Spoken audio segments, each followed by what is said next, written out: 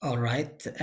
So, well, as I think Roland already said, that the initial idea was that you would like do some calculations yourself on some computer cluster or some available computer that is where people can run calculations on. But that is not really apparently that's not possible to have people who are not in a university, not officially registered in university courses, to access those computers. So, and then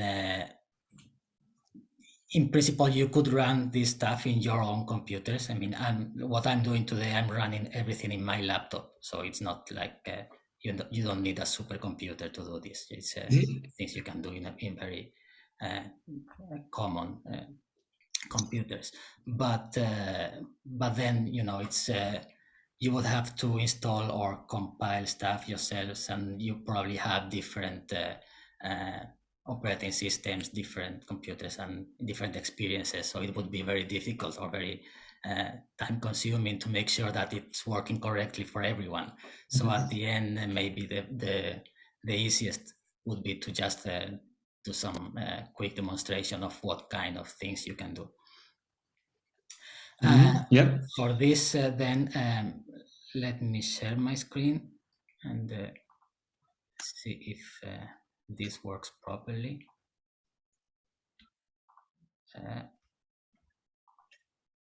All right. Yep, I see your screen. And you see the browser. So this is this is Firefox window. Okay. So what I will be using today is mostly the programs that I have here in these tabs. Basically, the most important one is OpenMolcas. It's an open source code which actually Roland and I are actively developing. So we are like developers or co-developers of this software. But it's a software program that is used. I mean, it's research grade, so it's actually used in research projects and by international community. It's as I said, it's an open source program, so you can get the source code and compile yourself. It's not really available as binary, so you cannot download and run instantly. You have to get the source code and compile it, but it should work fine. It should be easy, at least in Linux machines, probably in Mac also. In Windows, I'm not sure. I haven't tried.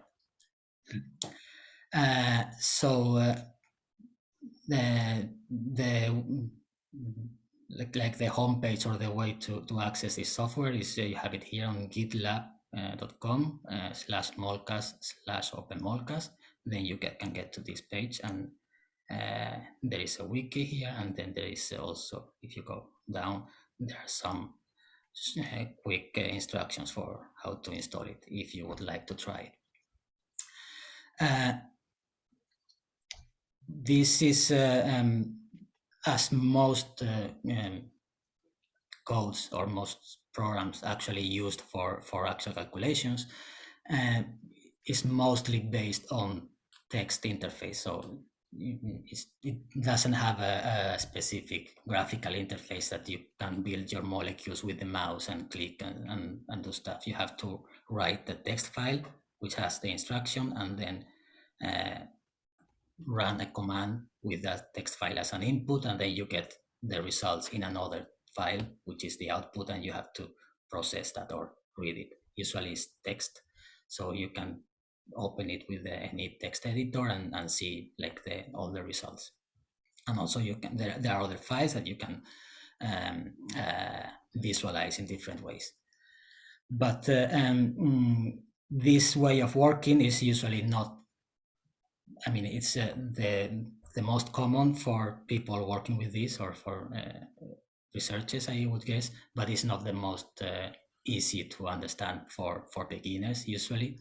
So it's also common to have graphical interfaces that make at least the most basic calculations like easier to get in. So you don't need to learn all the bells and whistles of the program, and you can just run simple calculations.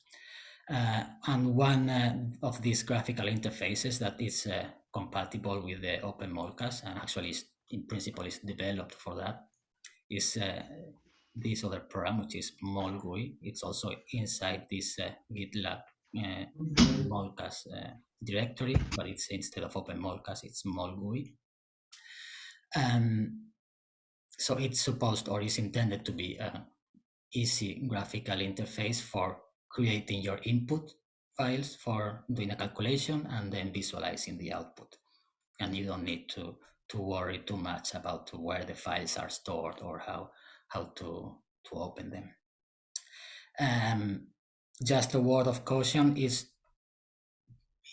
although it works, but it's still kind of in development. So there are some rough edges still and things that may crash when you do some strange things or some seemingly simple things. Maybe the program crashes because it's not completely finished. But at least for the things I would be using today, that it should work. And for setting up simple calculations. Just is the same as the other program. You have to get the source code and compile it yourself if you want to use it. And then I will also be using two different programs for visualizing, like the orbitals or the molecules. One of them is called Pegamoid, which is a Python program you can get if you know how Python works. Or if you have already a Python installation, then you can get it easily from pip. So if you click here, so it's in this py or with the pip command line command interface, you can get it in your computer. And otherwise, it's just this is actually only this file pegamoid.py that is important. All the rest is just like to make the web page and stuff. But yeah, well, this is more or less how it looks on what kind of things you can see.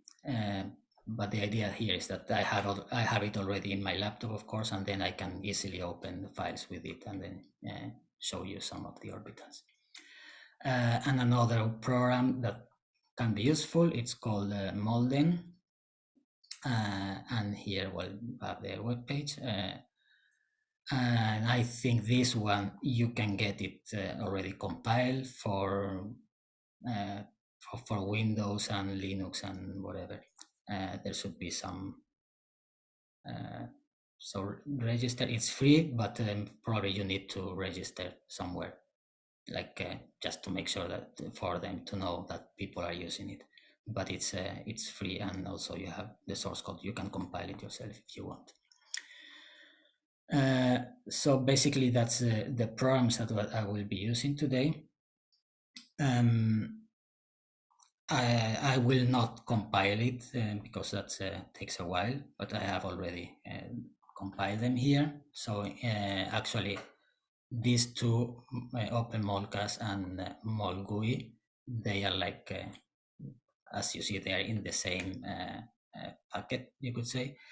So you can compile both together, and that's what I have here. So I have installed it here. This is a Linux terminal, and that's what I use mostly. But now what I will only use it for running this MolGUI, which is inside the compile folder of OpenMolcas. So this is how the interface looks. At the beginning, it's empty because I haven't done anything. And what I will do today is do some very simple calculations, just Hartree-Fock with the 4 also simple molecules. And in particular, we will do calculations on hydrogen fluoride and water, ammonia, and methane. That is, if you take carbon, nitrogen, oxygen, and fluorine, the elements on the top row, on the right hand side of the top row of the periodic table, so the compounds of each of these elements with hydrogens, to the most simple ones. And with this, I will try to show you how the orbitals look like, and whether it actually corresponds to what we learn in the basic chemistry courses. That what about the structure of these molecules and how the hydrogens are arranged.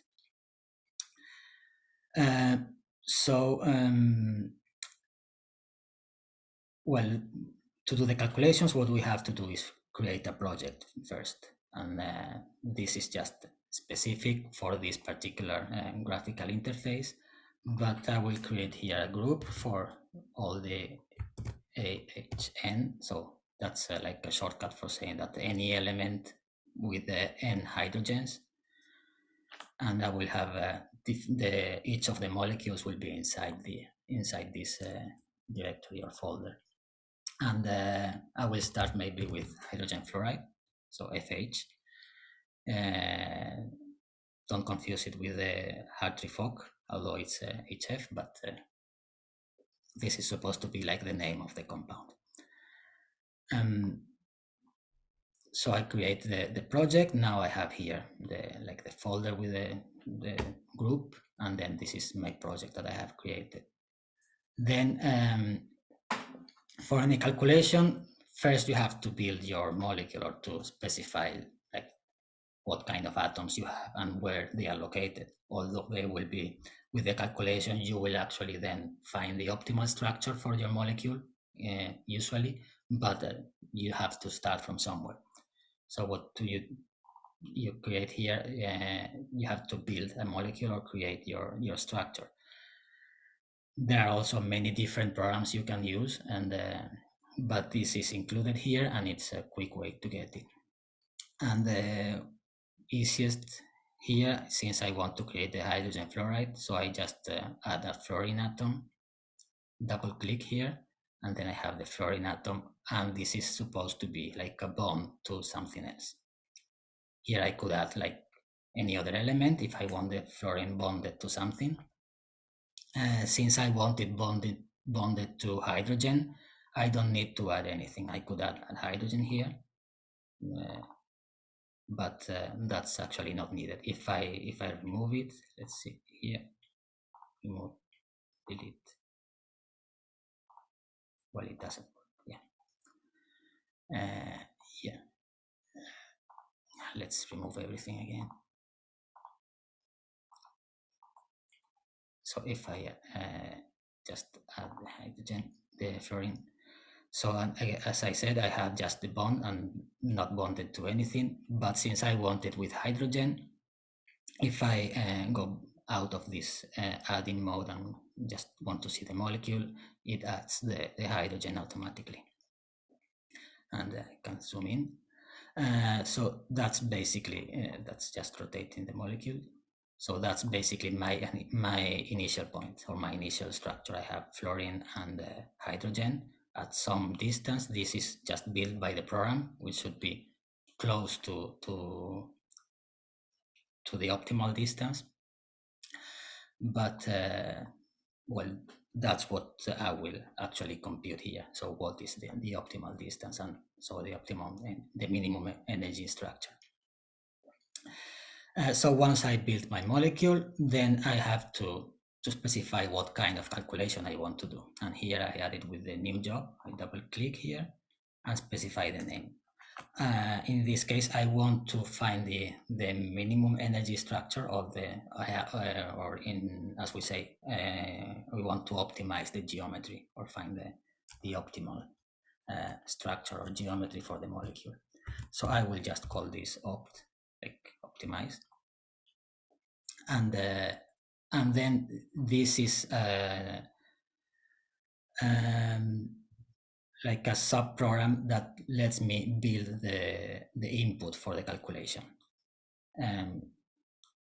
we can go here to modules.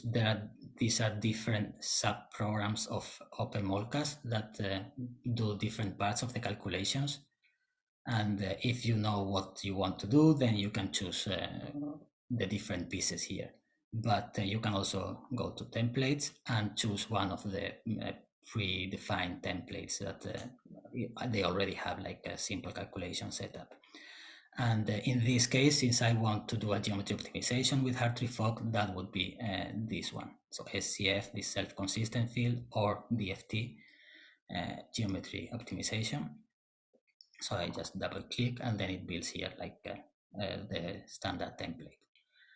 I will not go into the details of the different programs, but basically the idea is that this gateway is a subprogram in OpenMolcas that defines the molecule.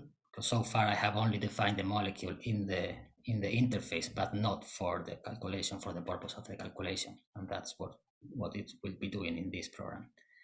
Then the actual calculation will be a loop, so something that will be repeated several times until it's converged, so until the minimum structure is found. And it's the calculation is split in these three different parts or three different modules, which are SUART is the one that's computing the integrals that will be needed during the calculation. If you have seen something about basis sets and like atomic orbitals and how you build molecular orbitals from atomic orbitals, then this would be like doing the calculations with the atomic orbitals, kind of. Then SCF is the program that actually does the Hartree-Fock calculation. So it will compute the energy and the orbitals for particular structure. And then SLAPA is the program that computes tries to optimize the geometry, or to find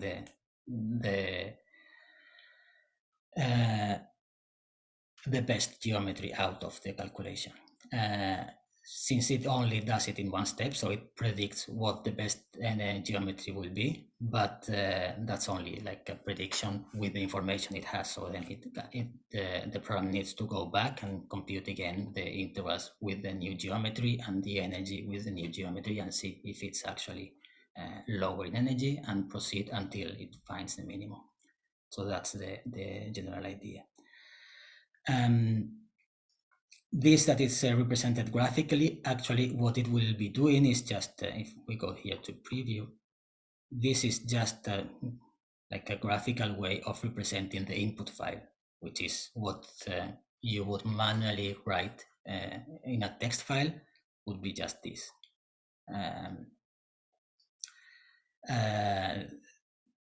And then each of these blocks is just the blue blocks or the gateway is just this ampersand and the name of the program.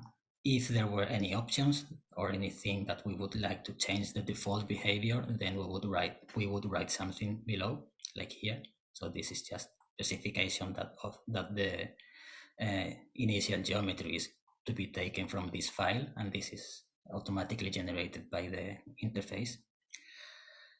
And this is a code that just specifies the loop that will be repeated until convergence. But we don't need to modify that.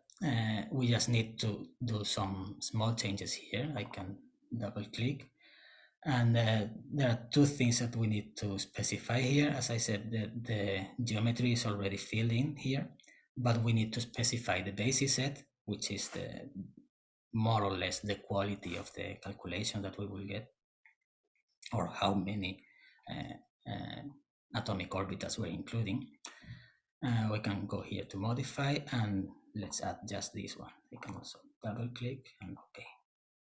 So the 631G star is a very common and small basis set, so it will allow us to get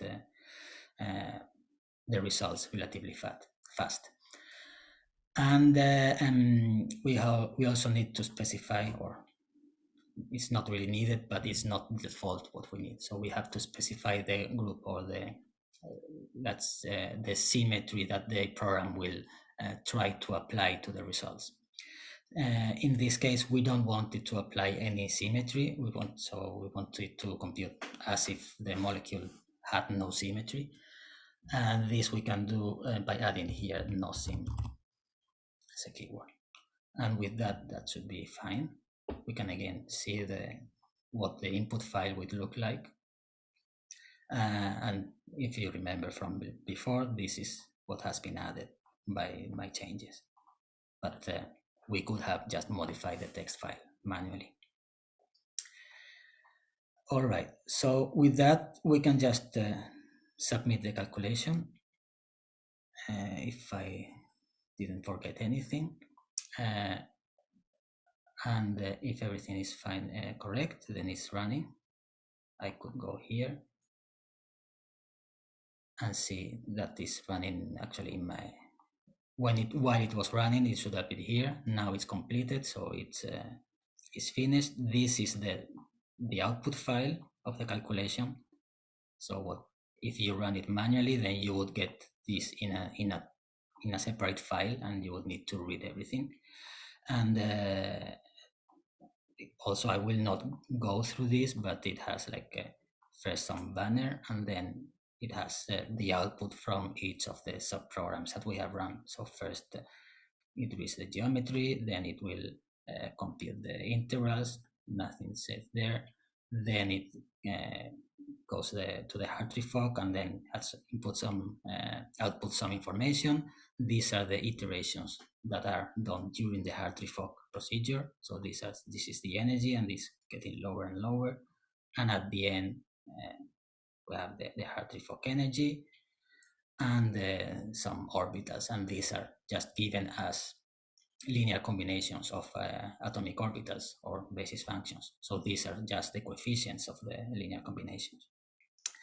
But yeah, we will not go into the details there, because the important files, or the ones that we want to look, we can see those here.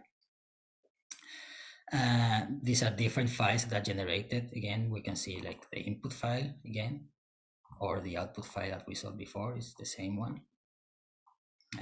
Just warnings that we can ignore for the most part.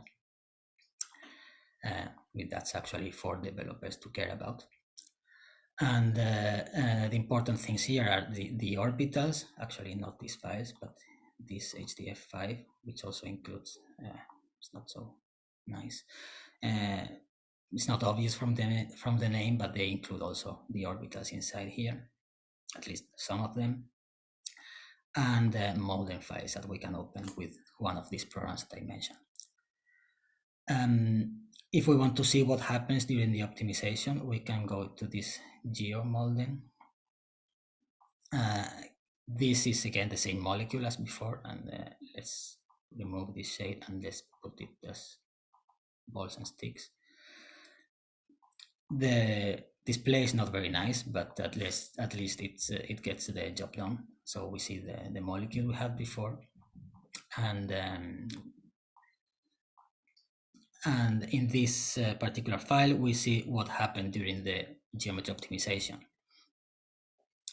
And here we see that we go here, geometry convergence. This is a representation of the energy during the different steps of the optimization and the gradient. Basically, we see that the energy goes down and then more or less converges to some value.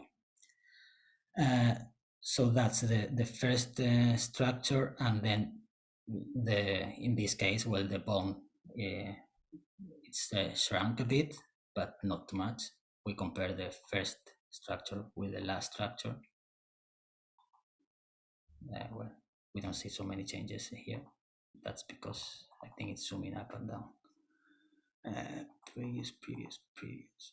So the most significant changes here. Well, anyway, the idea here is that we can see what changes are occurring in the geometry in the optimization in this file. Then we can see if we have a more complicated system. We can see if it actually gives us the results or the structure that we were looking for, or there's something wrong, like maybe the molecule explodes or whatever. And then the other important thing that we would like to see is the orbitals that we get at the converged geometry, or the final ones. And that would be this SCF-H5 file. If I double click, it will open that with the other program I mentioned, Pegamoid. And again, we have here the molecule, the fluorine and the hydrogen. And this is a representation of one of the orbitals. Here we have the molecular orbitals, and we have a list, and we have some of the orbitals. This first one, or top ones, are, you see this 2.00, that's the occupation number. That means that these orbitals have 2 electrons each, and from there to the bottom, those are only the virtual orbitals, so those are empty. Those are 0, 0, 0, the occupation. And the most important orbitals for the properties of the system or of the molecule are the occupied ones. So in this one, so this is the number 5. We can go to the next one. This is an empty orbital, but go to the previous 5. 4, this is another occupied orbital, and then we can see that these are like a p orbital in one direction, and then this is in a perpendicular direction. So this is 4 and 5. If we go to the 3, that's like a bonding orbital. That's that is in the direction of the bond, and it has some non-zero values within the bond, or in between the two atoms. So it's that's why we say it's a bonding orbital.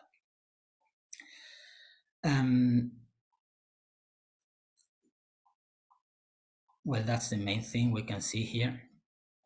But one thing that it might be a bit strange, especially in OpenMolcas, maybe not so much in this one, but maybe, so let's see the other one. So first, this is an inner orbital of the fluorine, the innermost one, but then the ones in the valence shell.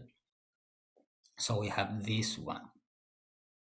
So these 2, 3, 4, and 5. And maybe if you think about this model of the repulsion of valence shell electron pairs, so that let us more or less predict what the structure will be. So maybe this doesn't really conform to our expectations of how these electrons would be like arranged in the orbital, in the molecule, or so these orbitals here, they don't look like an sp3 hybridization that one would expect.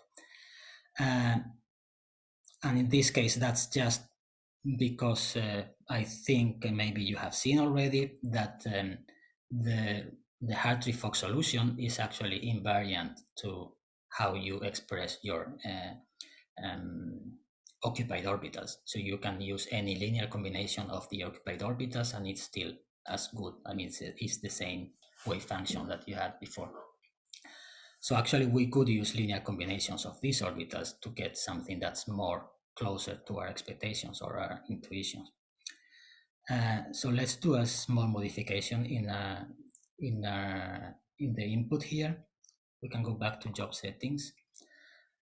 These are the input as I had before, and but I want to get the orbitals not as they come from the Hartree-Fock, but something more like let's say more intuitive for interpretation, at least in some cases.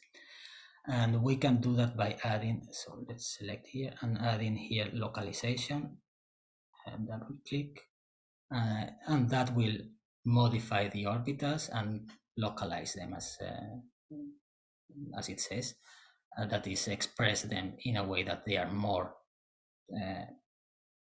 less extended in the whole molecule and more localized in regions of space, and that will be closer to where we expect the electron pairs to be located. And I just want to make some changes here and say that we want to localize only the occupied orbitals. And there are different methods to use this and different mathematical expressions. I think the one that will work best in this case is this voice Forster. And with that, I just run the calculation again, and it should be finished soon already. Now I can look at the orbitals. One annoying thing here is that the orbitals, the output of this localization program, it's not really in this file. So this is the output of the SCF program. This is the Hartree-Fock orbitals as they come. But if we want to look at the localized orbitals, we have to open this file, local Molden. Just double clicking, it will open it in Molden. We can see the orbitals here, but it's not the most convenient and the nicest. So I want to open it with the Pegamoid again. And now I have here, it's the same molecule, but and it's the same wave function, but the orbitals are just linear combinations expressed in a different way. Again, I have my first orbital. Well, maybe I should clarify that these colors, black and white, are just the sign of the orbital. The orbital is a function of in three-dimensional space, and it has parts where it's positive and where it's negative. And positive or negative, it doesn't matter, because you could also always multiply it by -1 and it will be the same. But it is important when there are changes of sign or not. So the actual color doesn't matter, but the differences in color are what is important. So still we get our innermost orbital on the fluorine, but then the other orbitals, now we don't have it as before, just like the p orbital perpendicular. Now you see it's a bit tilted. And let's look from this side. Well, this would be the bonding orbital, and here we would get these three orbitals. So this, and this would be very similar shape or the same shape for all three of them, and it looks, or it would look more like the sp3 orbitals or hybridized orbitals that we would expect. And so in the other one, this is the bonding orbital. Again, it's a similar shape as the others, so it's more or less sp3 hybridization. And we could in principle find somewhere in the virtual orbital, so as an empty orbital, we should find like a anti-bonding orbital, some orbital that has a change of sign between the two atoms of the bond. All right, well, but that's the main idea here, that we can see the structure of these orbitals that more or less correlate with these valence shell electron pairs. So the three lone pairs that we could predict for the fluorine and the bonding electron pair in between the two atoms. Well, that's one of a simple thing that we can do with this molecule, and we can do the same with the other molecules of the series that I mentioned at the beginning. So I can add, or I will add a new project in the same group, and I will say now this is not fluorine, but it's water, so H2O. So now it's the next element, and it will have now, instead of fluorine, oxygen, and it will have two hydrogens. Again, since it's hydrogens, I don't need to add them explicitly. It will be automatically there when I go back here. So that's the hydrogens. It's the same kind of calculation I want to do. So it's a geometry optimization. I will name it opt, and it's same here, the same template. And just to save some time, I will add directly the localization here after the optimization. the same changes as before. Now the structure is different. It's automatically added, but I still need to specify the basis set, and that I don't want any symmetry. And here the same changes, only the occupied orbitals and this method. With this, I can again click submit. It will take maybe a bit longer because now the molecule is a bit larger and there are more things to optimize, but it finishes quite soon. As I said, this is everything running in my laptop, so it's not a very sophisticated calculation. Yeah, we can see here basically the same things as before with this geometry. Can see what actually changes. This initial structure that I had here, this is just like the basic guess from the program. There's no calculation involved here. It's just assuming that an oxygen with 2 hydrogens will look something like that.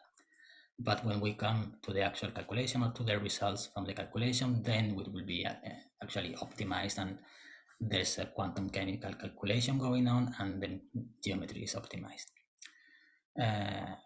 We see again what happened, and as before, it's just in 4 or 5 iterations that the energy is converged to something that looks like a minimum. Let's put this here again, or maybe this one looks better, we say. And we see what changes are occurring there. And again, it's small changes, but there is some difference between the initial geometry and the final one, which is looks like the angle is a bit smaller than it was before, and probably there are some changes in the distances which are not maybe evident at this in this representation. But if we look at the actual numbers or the coordinates, then it would be clear what's happening. But the point is that the geometry is changing here, so we can quit, and let's look again at the localized orbitals that we get. And so here again would be like the beginning. We have the would be the 1s orbital of the oxygen, basically, or the innermost electron pair, and we would expect it to have like 2 bonds here, or 2 electron pairs directed, 2 orbitals directed along the bonds, and then there would be 2 other electron pairs or orbitals perpendicular to this plane and like up and down. That would be like the lone pairs of the oxygen that we expect. And that's that's what the model says. And let's see if we get something similar to that from here. So then here we have a bond or an orbital that's describing more or less this oxygen hydrogen bond. There's another orbital that describes the other one, and then we have this orbital that is more or less directed, as I said, is out of the plane and up, and then the other one should be down. So, and if we look at this here, all these orbitals I have shown so far, they are just the occupied orbitals, and they are all with 2 electrons each. So yeah, we can see here then that the calculation more or less reproduces the simple model that we have for explaining the electronic structure of these molecules. And just for the sake of being a bit complete, I will at least add a new one, like with ammonia and with 3 just we need to add the nitrogen, don't need to add the hydrogens, and create the project or the calculation, the job.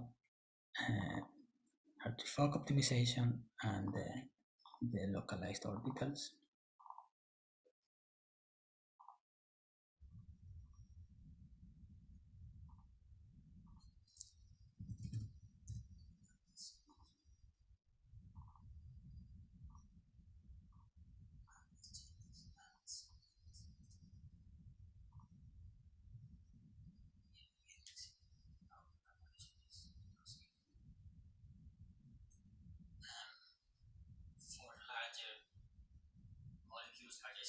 Or more expensive calculations, of course, then you typically don't run your calculation in your computer or in the laptop. You just use one of these clusters or supercomputers that are available, and you submit the calculation. You leave it running maybe for days or weeks, and then once it's finished, you get the results, and you don't have to keep your computer running all the time and waiting for that. But these simple calculations can be done just basically on the fly. And yeah, I will just look at the orbitals again.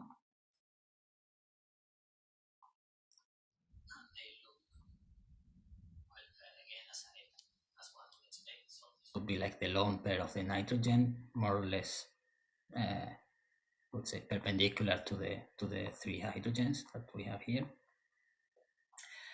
And then we should have also like three orbitals along each of the bonds. So we want one, is 2, and 3. This comes from the localization that we have applied to the orbitals, as I explained before. If we look at how the orbitals from the Hartree-Fock directly calculation look like, then we can see maybe here a bit more like the differences.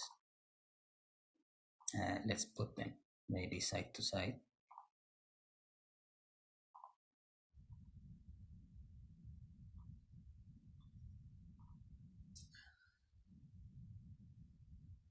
So these are the localized orbitals, and this is like the lone pair of the nitrogen that would be like not bonded to any hydrogen. And these are the orbitals from the Hartree-Fock. And this is basically the same kind of shape, but now here you see that it's not. This one is clearer that it's not really involving the hydrogens, whereas in this one we see some. It's like it has more contribution from the hydrogens, and that's more evident if we go to these other orbitals. Now this should be orbitals that are describing the bonds between the nitrogen and the hydrogen, because that's what's remaining. But this is not one or the other. You see, this is both of them, or both these two bonds simultaneously. One is positive, the other is negative, but either of them is more or less the same, and not the other one. And then we would have some other orbital where we have some contribution from this, and so you see, we can interpret this as describing the bonds, or as has some density on the bonds, but it's not so easy to see that it's that the three bonds, the three nitrogen-hydrogen bonds are equivalent, are the same, have the same properties, because it looks like these two are different from this other bond. And then we have this orbital that has like all the three bonds together. And if you remember here in this one, then we have basically the same kind of orbital for each of the three bonds. Sorry. So in this case, we can see that it's actually, or the three bonds are equivalent. They should have the same properties. Whereas in the Hartree-Fock is not so evident, or with the orbitals that come directly would be the canonical orbitals from Hartree-Fock. It's not so evident. But as I said, the wave function is exactly the same. It's just visualizing the orbitals in a different way, and therefore visualizing different, let's say, aspects of the wave function. And then, well, I think I will not do the same for methane, so for carbon and CH4. But yeah, we could do the same. So I have only looked at the orbitals and the geometry, how it changes and how the energy is minimized. But you could get some, maybe not all, but many other or some other properties from the output file. So one thing that you could say, if you have like different structures of different arrangement of atoms, you could compare, like if you go to the bottom,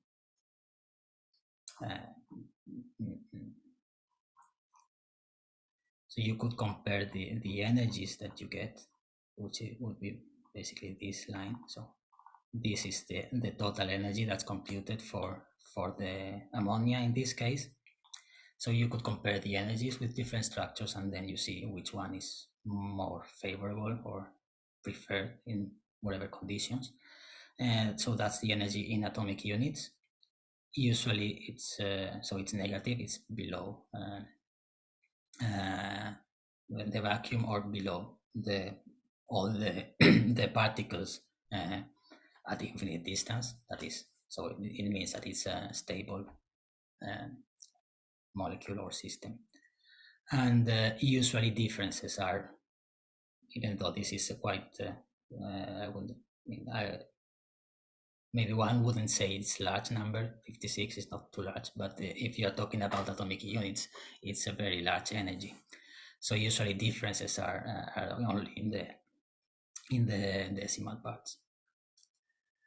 So usually you are looking at small differences when you look in atomic units. Another thing you could get from here is molecular properties. Here you would usually only have like the dipole moment. And in this case, we have this would be the dipole moment of ammonia. It's a vector, so we have the three components of the vector. This is in the bi units and the total dipole. And this is something that you can compare with the experiments or with other calculations. So then we could get here the dipole moment of ammonia, and at least computed with this method. If we go to the water calculation and look at the output, we can try to find the same property. This would be water, yes. And this would be the dipole moment of water computed at least with this level. And at least we can see that that water has a higher dipole moment than ammonia. And this is one of the reasons why actually water is liquid at room temperature, and ammonia is actually a gas. Although usually you see it like dissolved in water. So the ammonia that you can use for cleaning, for instance, is just a solution of ammonia in water, and that's why it's liquid. All right, so I think that's more or less what I wanted to show today. I hope it gives you an idea of what kind of calculations or how you can run some calculations here.